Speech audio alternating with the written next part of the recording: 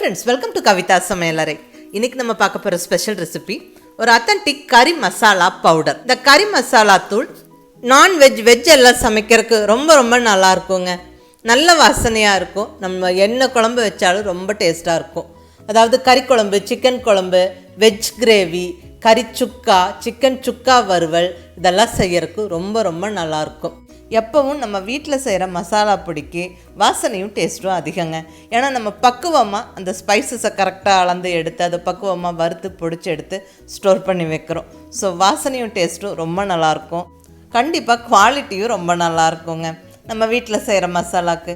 இந்த அத்தன்டிக் கறி மசாலா பொடியோட ரெசிபி ரொம்ப சிம்பிள் தாங்க. வாங்க ரெசிபி எப்படின்னு பார்க்கலாம். இப்போ இங்கே தேவையான பொருட்களெல்லாம் கரெக்டாக அளந்து எடுத்து வச்சுட்டேன். அது என்னென்னு பார்க்கலாம். நான் இங்கே ஃபஸ்ட்டாக எடுத்துருக்கிற பொருள் கொத்தமல்லி, கொரியாண்டர் சீட்ஸ். இங்கே நான் எடுத்துருக்கிறது நாட்டு கொத்தமல்லி. இது வாசனையும் கலரும் நல்லாயிருக்கும். நம்ம மசாலா பொடியெல்லாம் பண்ணும்போது ரொம்ப நல்லாயிருக்கும். இதோட அளவு பார்த்திங்கன்னா 250 கிராம். கப் மெஷர்மெண்ட்டில் 2.5 கப் எடுத்துருக்கிறேன். ஸோ கப் மெஷர்மெண்ட்டும் கொடுத்துருக்குறேன், அதே மாதிரி கிராம் கணக்கு கொடுத்துருக்குறேன். உங்களுக்கு கலந்து எடுக்கிறதுக்கு ஈஸியாக இருக்கும். அடுத்தது வரமிளகாய், ஒரு 40 மிளகாய் போல் எடுத்துருக்குறேங்க. இது நல்ல காரமான மிளகாய். ஒரு 40 எண்ணெய் எடுத்துருக்கிறேன். சின்னதும் பெருசுமாக எடுத்துருக்கிறேன். கப்பளவில் பார்த்திங்கன்னா குவிச்சு அளந்து 1 கப்பு. கிராம் கணக்கில் 75 கிராம் இருக்குது. ஸோ 250 கிராம் மல்லிக்கு. இங்கே 75 கிராம் மிளகாய் எடுத்துருக்கேங்க. இது கூடவே 2 டேபிள் ஸ்பூன் மிளகு, 30 கிராம் மிளகு பெப்பர். அடுத்தது சீரகம் 3 டேபிள் ஸ்பூன். இது கிட்டத்தட்ட ஒரு 45 கிராம் இருக்கும். அடுத்தது சோம்பு, இது 1.5 டேபிள் ஸ்பூன் அளவுக்கு. அடுத்ததாக பட்டை, சினமன் ஸ்டிக்கு, கொஞ்சம் பெரிய சைஸு பட்டையாக, கொஞ்சம் திக்கான பட்டையாக ஒரு 5 பீஸ் எடுத்துருக்கிறேன். கூடவே கிராம்பு ஒரு 20 கிராம்பு, ஒரு 15 to 20 கிராம்பு. இந்த அளவுக்கு கிராம்பு சேர்த்தா போதும், அதிகம் சேர்க்க வேண்டாம். அடுத்தது ஒரு 2 டீஸ்பூன் அளவுக்கு கசகசா. கூடவே மஞ்சள் பொடி ஒரு டீஸ்பூன். அடுத்ததாக கருவேப்பிலை. நான் இங்கே காய்ந்த கருவேப்பிலை, வெயிலில் போட்டு காய வச்ச கருவேப்பிலை ஒரு கப்புக்கு எடுத்துருக்கிறேன். இந்த கருவேப்பிலையும் இந்த கறி மசாலா சேர்க்கும் போது வாசனையும் டேஸ்ட்டும் நல்லாயிருக்கும், ரொம்ப நல்லதும் கூட. இப்போ இந்த ஸ்பைசஸ் எல்லாம் நல்லா பக்குவமாக வறுத்தெடுத்துக்கலாங்க. ஃபஸ்ட்டாக நம்ம மிளகாவை வறுத்தரலாம்.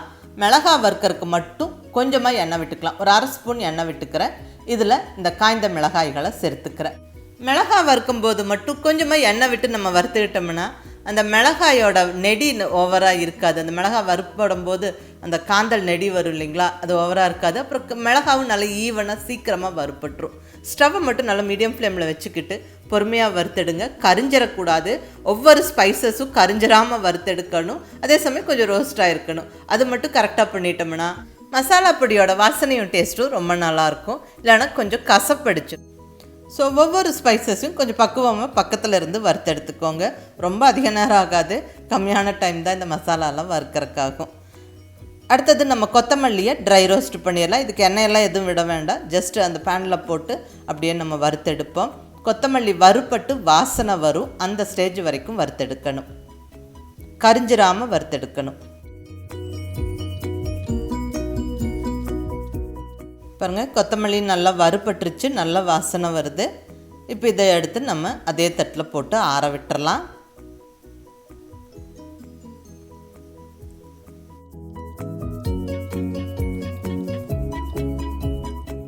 இப்போ அதே சூடான பேனில் மற்ற ஸ்பைசஸ் எல்லாம் வறுத்தெடுத்துக்கலாம். சீரகம் 3 டேபிள் ஸ்பூன், மிளகு 2 டேபிள் ஸ்பூன், ஒரு 1.5 டேபிள் ஸ்பூன் அளவுக்கு சோம்பு, ஃபெனல் சீட்ஸ். இதையும் நல்லா கரிஞ்சிராமல் பொறுமையாக வறுத்தெடுக்கணும். ஜஸ்ட் வறுப்பட்டு வாசனை வரணும், ரொம்ப நேரம் வறுத்து விட வேண்டாம். சீரகம் எல்லாம் கரிஞ்சிருச்சுன்னா அப்புறம் அந்த மசாலா பொடியில் ஒரு சின்ன கசப்பு வந்துடும். ஸோ பக்குவமாக வறுத்தெடுக்கணும், பொரிஞ்சு வாசனை வரணும்.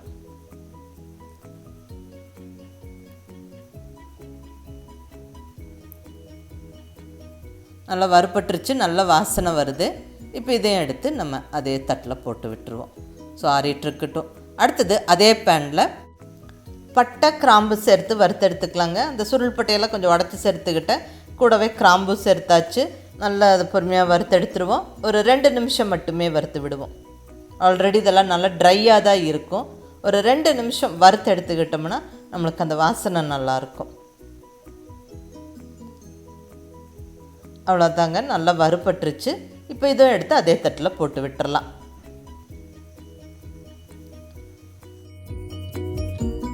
இப்போ அடுத்தது கசகசாவை வறுத்தரலாம். நான் இங்கே ஸ்டவ் ஆஃப் பண்ணிவிட்டு சூடான பேனில் போட்டு விடுறேன். பாருங்கள், அந்த சூடான பேனில் அதுவே தானாக வெடிக்க ஆரம்பிக்குது. அவ்வளோதான், ஒரு ஃபியூ செகண்ட்ஸ்லேயே கசகசா வறுப்பட்டுரும். அதை எடுத்து தட்டில் போட்டுடலாம். இப்போ நம்ம கருவேப்பிலையை வறுத்தெடுத்துடலாம். ஆல்ரெடி இது நல்லா காஞ்ச கருவேப்பிலை தான். அந்த பேனோட சூட்லேயே இன்னும் நல்லா கொஞ்சம் ட்ரை ஆயிரும். ஸோ ஜஸ்ட் ஒரு நிமிஷம் வறுத்தெடுத்துக்கிறேன். நீங்கள் ஃப்ரெஷ்ஷான கருவேப்பிலைனா நல்லா பொடிக்கிற பக்குவம் வரைக்கும் வறுத்தெடுத்துக்கணும். பாருங்கள், இப்படி அழுத்துனா நல்லா மொறுன்னு பொடிஞ்சு போகுது. அவ்வளோதான், கருவேப்பிலையும் நல்லா வறுத்தாச்சு. இப்போ இது எல்லாமே நம்ம தட்டில் போட்டு விட்டாச்சு. நல்லா இது கொஞ்சம் ஆறுனதுக்கப்புறமா மிக்ஸி ஜாரில் போட்டு நம்ம ஃபைன் பவுடராக பொடிச்சு எடுத்துக்கலாம். இதுவே நம்ம நிறையா குவான்டிட்டி செய்கிறோன்னா மெஷினில் கொடுத்து அரைச்சி எடுத்துக்கலாம். இது நம்ம 2 தடவையாக மிக்சியில் போட்டு நம்ம பொடிச்சிடலாம். இப்போ வறுத்த பொருளெல்லாம் மிக்ஸி ஜாரில் சேர்த்துக்கிறேன்.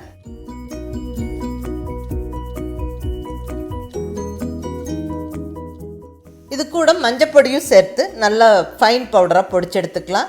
பாருங்கள், நல்லா இந்த மாதிரி ஃபைன் பவுடராக பொடிச்சு எடுத்துக்கணும். நல்லா கமகமன்னு வாசனையோட ஃப்ரெஷ்ஷான கறி மசாலா பொடி ஜம்முன்னு ரெடி ஆயிடுச்சுங்க. இது கொஞ்சம் நேரம் ஆற விட்டுட்டு, அதாவது அரைப்படும் போது கொஞ்சம் சூடாக இருக்கும் மசாலா பொடி, அது கொஞ்சம் ஆற விட்டுட்டு நம்ம டப்பாவில் போட்டு ஸ்டோர் பண்ணிக்கலாம். நம்மளுக்கு மெஷினில் கொடுத்தா ரொம்ப ஃபைன் பவுடராக இருக்கும். மிக்சியில் கொஞ்சம் ஒரு 90% அரைப்பட்டிருக்கும். ஸோ அதை சல்லிச்சு எடுத்துக்கிட்டால் நல்லாவே ஃபைன் பவுடராக இருக்கும். பட் சல்லிக்கிறது ஆப்ஷனல், வேணுன்னா சல்லிச்சுக்கோங்க, இல்லைன்னா ஸ்கிப் பண்ணிக்கலாம். ஒன்றும் பெருசாக திப்பியாக இருக்காது. ஏன்னா நம்ம நல்லா வறுத்து அரைச்சங்காட்டிக்கு நல்லாவே ஃபைன் பவுடராக அரைப்பட்டிருக்கும். பாருங்கள், இந்தளவுக்கு தான் அந்த திப்பிகை இருக்குது. சல்லிச்சதுக்கப்புறம் அந்த மசாலா பொடி நல்லாவே ஃபைன் பவுடராக இருக்கும். பட் இது இந்த சலிக்கிற ப்ராசஸ் ஆப்ஷனலுங்க, வேணா செய்யுங்க, இல்லைன்னா ஸ்கிப் பண்ணிக்கலாம். அது ஒன்றும் பெரிய விஷயமா இருக்காது. இப்போ செகண்ட் பேட்சும் அரைச்சிடலாம். அரைக்கும் போது அந்த திப்பிகளும் அதுக்குள்ளேயே போட்டு நம்ம அரைச்சி எடுத்துடலாம். அவ்வளோதாங்க, நல்லா கமகமன்னு அருமையான கறி மசாலா பொடி ஜம்முன்னு ரெடி ஆயிடுச்சுங்க.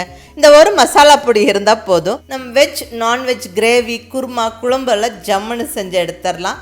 ரொம்ப ஈஸியாக நம்மளுக்கு வேலை முடியும். ஸோ டைம் கிடைக்கும்போது இந்த மாதிரி கறி மசாலாலாம் செஞ்சு எடுத்து நம்ம ஸ்டோர் பண்ணி வச்சுக்கிட்டா 1 மாதம் 1.5 மாதம் வரைக்கும் வச்சு யூஸ் பண்ணலாங்க. ஒரு சிம்பிளான ரெசிபி தான். ஒரு 15-20 நிமிஷம் ஸ்பெண்ட் பண்ணால் நம்ம செஞ்சிடலாம். நல்ல ஒரு குவாலிட்டியான மசாலா பொடி நம்ம வீட்லேயே செஞ்சு எடுத்து ஸ்டோர் பண்ணிக்கலாம். ஸோ மிஸ் பண்ணாமல் ட்ரை பண்ணி பார்த்துட்டு உங்கள் ஃபீட்பேக் சொல்லுங்கள். பிடிச்சிருந்தால் லைக் பண்ணி ஷேர் பண்ணி கமெண்ட் பண்ணுங்கள். கவிதா சமையலறை சப்ஸ்கிரைப் பண்ணி என்னுடைய மற்ற ரெசிபிஸும் வீடியோஸும் பாருங்கள். தேங்க்யூ.